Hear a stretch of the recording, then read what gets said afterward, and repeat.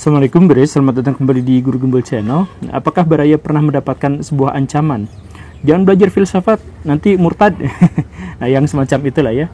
Nah, sebenarnya ancaman-ancaman semacam itu adalah ancaman yang mentah, tetapi ada benarnya. Maksudnya kita juga mengetahui bahwa ada banyak sekali orang-orang yang setelah belajar filsafat atau setelah menjadi filosof, maka dia menjadi murtad atau berarti dia menjadi ateis atau hal yang semacam itu.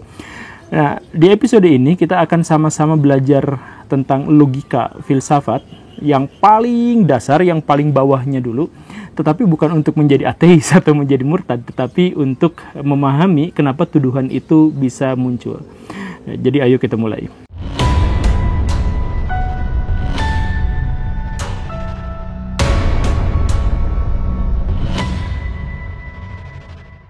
Apa yang dimaksud dengan logika? Ada dua definisi umum tentang logika yang kita pahami, yang dipakai oleh masyarakat saat ini. Yang pertama itu adalah bahwa yang dimaksud dengan logika itu adalah cara berpikir yang masuk akal. Jadi maksudnya sesuai dengan realita. Jadi misal kalau saya melihat hantu, ada makhluk terbang kakalayangan yang seperti itu, maka itu disebut sebagai penglihatan yang tidak logis, tidak sesuai logika. Kenapa? Karena sesuai realitanya gak ada orang yang bisa terbang atau gak ada makhluk yang bisa terbang dengan cara seperti itu, apalagi transparan. Begitu. Kemudian logika, definisi logika yang kedua itu adalah bahwa yang dimaksud dengan logika itu adalah seperangkat pengetahuan untuk bisa berpikir atau bernalar secara benar. Nah ini jadi kalau misalkan ada Ade Armando yang mengatakan bahwa yang tidak berlogika itu silahkan skip aja, maka dia telah mengkhianati definisi yang pertama tetapi dibenarkan oleh definisi yang kedua, karena definisi yang kedua itu cenderung sebagai logika formal. Begitu. Nah, di antara kedua logika-logika itu, mana yang menyesatkan manusia, mana yang membuat murtad atau membuat ateis? Tidak ada sebenarnya. Yang membuat seseorang menjadi ateis atau murtad itu adalah cara dia beragama sebelumnya, bukan logika filsafatnya. Kok bisa seperti itu? Gini, kita mulai dari pertanyaan yang paling legend ya, tentang paradoks ketuhanan. Bisakah Tuhan menciptakan batu yang tidak bisa diangkat sendiri? Itu kan pertanyaan paradoks ya. Apakah pertanyaan itu muncul dari filsafat? Bukan. Muncul dari logika juga bukan. Itu muncul dari agama sendiri. Jadi di sini ada agama yang menjelaskan bahwa satu, Tuhan itu maha berkehendak. Tuhan itu maha menciptakan segala sesuatu. Dia bisa menciptakan apapun yang dia mau. Itu yang pertama kan. Itu premis yang pertama. Kemudian premis yang kedua itu mengatakan bahwa Tuhan itu maha kuat, maha bisa melakukan segala sesuatu. Nah, itu juga adalah premis yang berasal dari agama. Ketika dua premis itu disatukan, maka muncullah pertanyaan, bisakah Tuhan menciptakan batu yang tidak bisa diangkat sendiri? Jadi pertanyaan ini muncul dari premis-premis agama, bukan muncul dari filsafat atau logika. Logika itu adalah memproses sebagaimana manusia fitrah untuk memikirkan sesuatu. Jadi ketika ada dua hal, kemudian disatukan atau dibenturkan, itu adalah proses alamiah otak manusia. Jadi itu munculnya justru dari agama. Begitu. Nah, jadi kalau ada orang yang kemudian menyingkirkan, jangan bahas masalah itu pertanyaannya saja sudah bermasalah dan sebagainya, atau menghindar dari situ, itu sebenarnya bukan menghindari dari filsafat, tetapi dia mengingkari dogma-dogma dari agamanya sendiri. Begitu. Lagi pula, kalau ada misalkan seorang agamawan yang mengatakan jangan belajar filsafat karena itu akan merusak iman atau akan menghancurkan akidah atau hal yang semacam itu, maka dia sendiri sedang melanggar agamanya. Bukan melanggar filsafat, tapi melanggar agamanya sendiri. Lah kok bisa seperti itu? Karena ada panduan-panduan dalam agama yang dia langgar. Misalkan begini, kalau dia mengatakan bahwa jangan berfilsafat karena dia sudah berfilsafat, dia sudah tahu filsafat itu seperti apa, dan kemudian dari situ dia mengetahui bahwa filsafat itu merusak, maka dia telah melarang sesuatu yang dia sendiri lakukan, dan itu dalam ajaran agama itu terlarang. Misalkan kalau dalam Islam itu di surat As-Saff, jangan melakukan hal yang kamu larang sendiri, kan begitu. Atau kalau misalkan dia mengatakan, ya saya melarang filsafat karena saya belum masuk ke dalamnya, nah itu juga terlarang, karena berarti dia melarang atau menghakimi sesuatu yang tidak dia ketahui. Jadi kalau dia tahu berarti dia sudah memasuki dunia filsafat, dan karena itu dia tidak boleh melarang orang lain. Kalau dia tidak tahu, maka dia tidak boleh melarang karena dia tidak mengetahuinya. Kan seperti itu. Nah, jadi ketika misalkan ada orang yang membentur-benturkan agama dengan filsafat, biasanya bukan masalahnya bukan filsafat yang jadi masalah, tapi adalah cara dia dalam beragama. Lalu kalau kenyataannya seperti itu, kenapa banyak sekali orang-orang yang menuduh filsafat itu sebagai biang dari kemurtadan, atau biang dari keateisan, atau biang dari terdegradasinya iman seseorang dan sebagainya. Ya, ini juga sebenarnya mungkin kesalahannya ada pada dosen-dosen atau guru-guru filsafat. Jadi gini Baraya, jadi salah satu ciri khas dari filsafat itu adalah bahwa dia harus berpikir tanpa tendensi, berpikir tanpa emosi, untuk menemukan jalan keluar yang sepenuhnya realistik atau rasional. Nah, ini seringkali diterjemahkan sebagai jangan beragama dulu. Jadi kan orang guru-guru filsafat misalkan, kalau mau belajar filsafat itu hilangkan dulu isi otak kamu itu. Jadi agama apa itu didekonstruksi, hilangkan dulu, kemudian dekonstruksi dari awal, kemudian akhirnya memunculkan satu keyakinan yang baru, kan seperti itu. Sebenarnya nggak gitu-gitu amat. Maksudnya berfilsafat itu bukan harus mengosongkan seluruhnya, mengosongkan identitas kita, tapi mengosongkan tendensi kita. Jadi ibaratnya, kalau Baraya adalah seorang hakim, kemudian Baraya menemukan bahwa yang diadili itu adalah anak Baraya sendiri, maka hilangkan tendensi sebagai ayah, Baraya harus berperan sebagai hakim. Begitu. Bukan berarti Baraya sama sekali tidak mengakui anak itu, bukan. Bukan berarti identitas anak ayah itu hilang sama sekali, bukan. Tetapi tendensi sebagai ayah itu harusnya dihilangkan. Begitu. Jadi, kenapa harus seperti itu?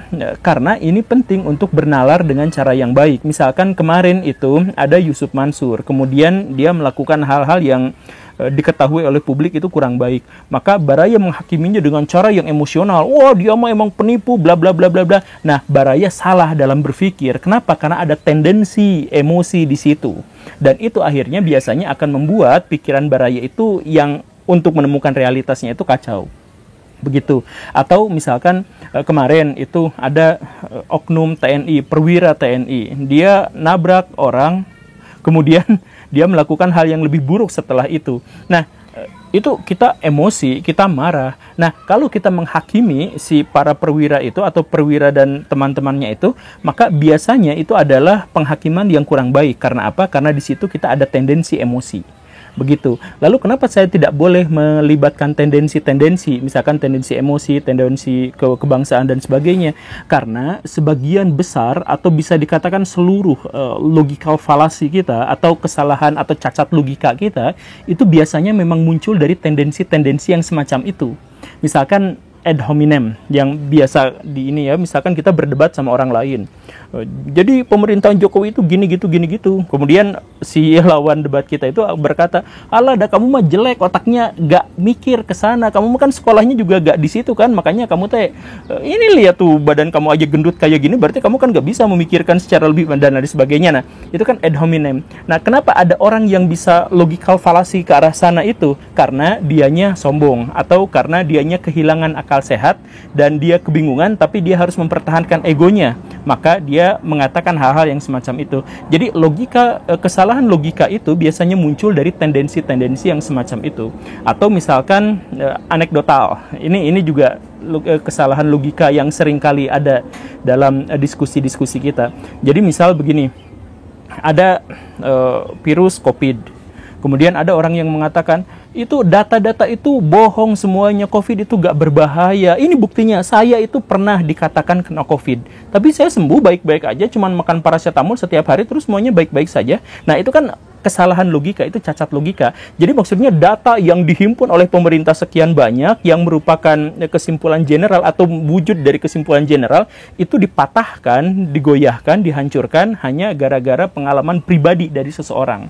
Jadi kasus-kasus itu dikatakan sebagai menghancurkan generalisasi. Nah, ini kan kesalahan fatal dalam berpikir logika. Nah, kenapa bisa muncul seperti itu? Karena orang itu sombong, karena orang itu menganggap bahwa dirinya itu adalah sumber pengetahuan dan sumber data. Nah, jadi ketika ada orang yang berpikirnya dengan tendensi tertentu, maka dia seringkali itu gagal berlogika dengan baik, atau seringkali menemukan kecacatan-kecacatan logika dalam berdiskusi. Atau yang sering saya sebut sebagai penyakit Arab, yaitu dikotomi falasi. Jadi, kalau Anda kontra terhadap Jokowi, berarti Anda kadrun. Kalau Anda kontra terhadap Jokowi, berarti Anda pro terhadap Habib Rizik. Nah, ini kan adalah kesalahan logika yang ini. Kalau misalkan Anda mengucapkan selamat Natal, berarti Anda tidak menghargai agama sendiri. Nah, seperti itu. Jadi ini adalah dikotomi falasi. Jadi maksudnya seakan-akan alam semesta itu hanya ada dua. Jadi kalau tidak hitam ya putih gitu. Kalau Anda tidak ganteng, berarti Anda jelek. Ya nggak berarti seperti itu kan, bisa aja Anda cantik atau Anda tidak jelek, tapi juga tidak ganteng. Ya kan seperti itu. Nah, tapi logika-logika yang seperti ini itu muncul karena apa? Karena kebodohan, karena kurangnya informasi, karena tendensi kita itu mengarahkan untuk menutupi kebodohan kita itu. Kan begitu ya. Nah, jadi sekali lagi betapa pentingnya kita berpikir tanpa tendensi agar kita bisa menemukan gaya bernalar yang benar atau gaya bernalar yang lebih akurat. Begitu. Nah, kalau seandainya kita menyingkirkan hal-hal yang semacam itu, maka kita akan menemukan jalan yang buntu. Misalkan begini Baraya, apakah Baraya mencintai sesuatu? Saya pernah dihujat di episode kucing yang kemarin itu. Saya katakan bahwa kucing itu adalah hewan yang mandiri. Kucing itu bisa memanipulasi pikiran manusia dengan tingkah kelucuan dan sebagainya. Kadang-kadang dia lucu itu bukan gara-gara alami dia lucu seperti itu, tetapi dia berusaha untuk memanipulasi otak manusia. Nah, ketika saya mengatakan seperti itu, saya dihujat. Bahkan ada yang mengeluarkan dalil bahwa kucing itu kesayangan Nabi dan sebagainya. Nah, orang-orang yang protes seperti itu adalah orang-orang yang salah dalam mencintai. Jadi biasanya orang yang protes seperti itu, protes terhadap pernyataan bahwa kucing itu adalah hewan yang independen dan mandiri dan mampu memanipulasi manusia, itu adalah orang-orang yang kucing itu dikurungan, dirantein, terus bulunya dipanjangin, disisirin, dimandiin, dikontesin, yang seperti itu. Kalau Baraya misalkan memelihara kucing, kemudian Baraya ngontesin sampai ngabisin duit berjuta-juta, maka Baraya bukan pecinta kucing, tetapi Baraya egomaniak. Baraya memperlakukan kucing begini dan begitu tanpa peduli kebahagiaannya. Yang paling penting Baraya bahagia karena melihat kucing seperti itu. Begitu. Nah, ini cacat logika itu membuat seseorang yang mencintai pun akhirnya mencintai dengan cara yang salah. Atau misalkan yang sering terjadi di Indonesia, Baraya mengaku bahwa Baraya itu sangat mencintai burung.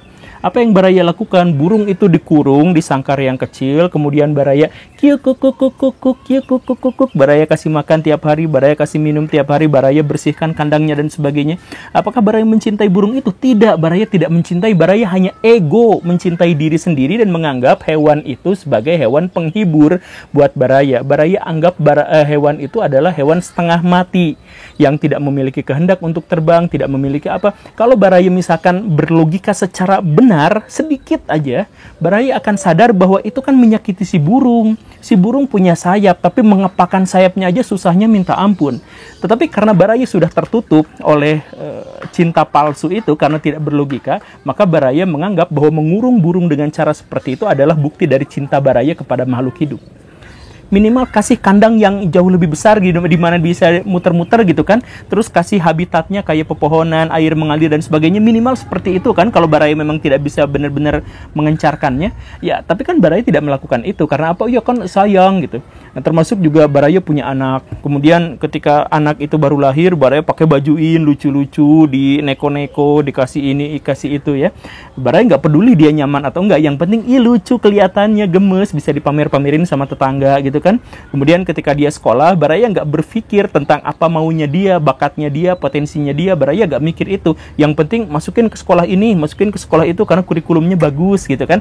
Jadi semuanya itu sesuai dengan pikiran Baraya. Nanti setelah dia dewasa, nanti kerjanya di sini, kerjanya di situ, nanti jadi PNS, ada jatah dan sebagainya. Nah, inilah yang akhirnya menghancurkan kebahagiaan dari si anak itu. Inilah faedah dari berlogika, berfilsafat. Jadi kalau Baraya gagal untuk berfilsafat atau berlogika, bahkan ketika Baraya mencintai pun, Baraya mencintai dengan cara yang salah. Dan cinta itu akhirnya memunculkan penderitaan yang hebat. Jadi please lah Baraya, kalaupun Baraya mau tidak berbahagia, jangan tularkan ketidakbahagiaan itu kepada pihak lain. Tetapi gara-gara kita memang berpikir dengan cara yang salah, kita memusuhi logika, kita memusuhi filsafat dan sebagainya, akhirnya kita memunculkan penderitaan yang sangat hebat. Banyak orang-orang beragama yang akhirnya menghancurkan umatnya sendiri, yang membuat mereka itu menderita, disiksa oleh pikiran sorga dan neraka, disiksa oleh pikiran harus berbuat baik dan jahat dan sebagainya, dan akhirnya orang-orang atau umat-umat yang di sana itu kehilangan rasa untuk beragamanya. Kan banyak yang seperti itu. Dan ini dimulai dari larangan untuk bernalar, larangan untuk berlogika. Jadi silahkan pikirkan. Saya katakan saya menegaskan seperti yang di awal saya katakan, bahwa ini adalah landasan paling awal, paling dasar. Kita belum berbicara tentang hal-hal yang lain, kita baru berbicara tentang tendensi. Dan kalau misalkan hal yang sederhana ini pun kita langgar, maka kita akan membuat penderitaan yang lebih besar untuk diri kita sendiri dan untuk orang lain. Silahkan Baraya pertimbangkan. Jadi silahkan berlogika, silahkan berfilsafat, dan gak usah takut untuk menjadi misalkan ateis dan sebagainya. Terima kasih karena sudah menyimak. Saya Guru Gembul. Assalamualaikum warahmatullahi wabarakatuh.